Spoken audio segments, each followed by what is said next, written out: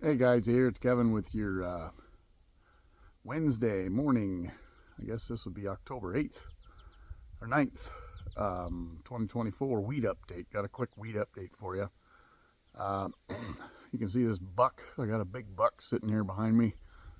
Um, he's been part of the compound here for at least 6 or 7 years.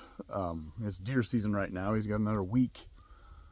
Someone shot at him last weekend. I'm hoping he'll hang out here. He's kind of a buddy. Anyway, I just he's got it figured out today. He's sitting in the yard, not moving.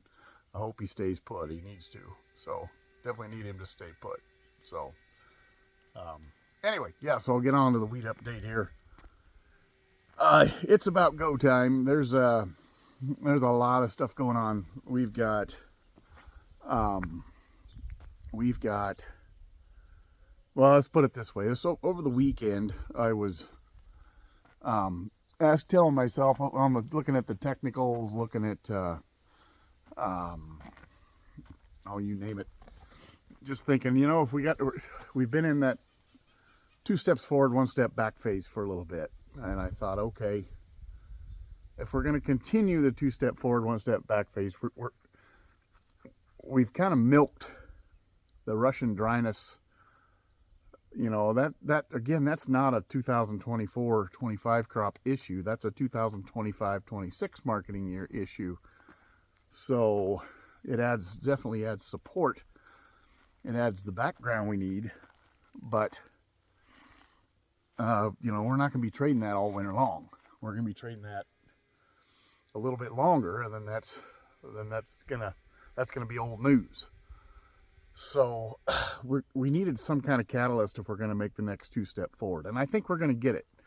A couple things on the news right now is one, that the rains that looked like they were going to come into the Russian area, the GFS still has some a little bit, but the Euro canceled them all, and so the trend continues. The trend continues to be dry. The trend continues to say, anytime the rains come into this dry zone, they're evaporating before it gets there, and the problem continues. So as of today's models, they're dry, and at least the Euro is usually the right one. At least the preferred one. It's about 80-20. If there's a disagreement between the Euro and the GFS, the Euro's accurate about 80% of the time, the GFS about 20. So reason being, the Europeans put all their money into the model to try and forecast weather the best, whereas the U.S. put all their money into the model to try and prove climate change exists. So kind of silly for the U.S. to do that, but that's the world we live in. So anyway, so our catalysts are, the thing that caught my eye is there's rumors circulating that Russia will impose an export tax or a higher export tax starting Friday. So 2 days from now, we should see some news in that event. That coupled with the dryness is a big deal. The third thing that I think is a big catalyst is the internal Russian wheat price. The 12.5% price has spiked. It's on a nice trajectory, nice curve. It's going straight up, which is going to be the reason for the tax. But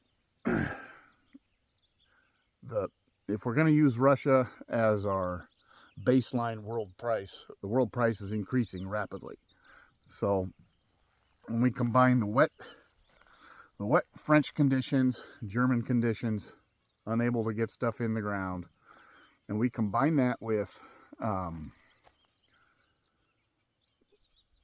Russia's window closing. I mean, the Sovcon guy came out today and said that the Russian window is starting to close for a lot of regions, and they did not get adequate moisture to germinate wheat. What does that mean for next year? I mean, the world has got themselves in a spot where they count on an 85 to 90 million metric ton crop out of Russia. And this last year, it sounds like it's going to come in under 80, which is kind of what I expected. I mean, there's still some groups in that 82 range, but this is the first little drop they've had, and next year's looking like a big drop. So when you look at our world stocks usage, look at the demand curve. We're going to find ourselves in crisis mode real fast as far as if you're a wheat importer. I mean, you're going to be they're starting to feel it now, and yet our price doesn't show that here in the U.S. because we've got all the stocks, but the Paris market has been leading the way up. The Black Sea market's leading the way up. Chicago, Kansas City, Minneapolis are all followers. So, and we've seen good demand, and that demand is going to continue.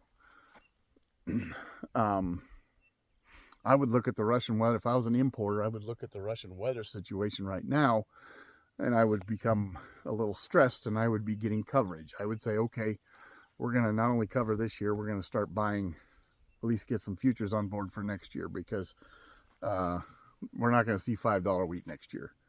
That's just silly. It's silly we see it this year, but here we are. We are fighting, the things that are hampering it. We've got a couple things this week. One is we've got that WASDA report on Friday coming out, USDA. You very rarely will see the human trade, this small portion that the humans control of the markets, come in as buyers ahead of a WASDA report. They just don't do it. We've had, it's not 100%, but it's probably 90-10, 90%, 10%, bearish to bullish. As far as WASDA releases, they're always slide on the bear side. So, you just don't buy ahead of these reports. And so that's partly why we're having the muted response today from some of that Russian news.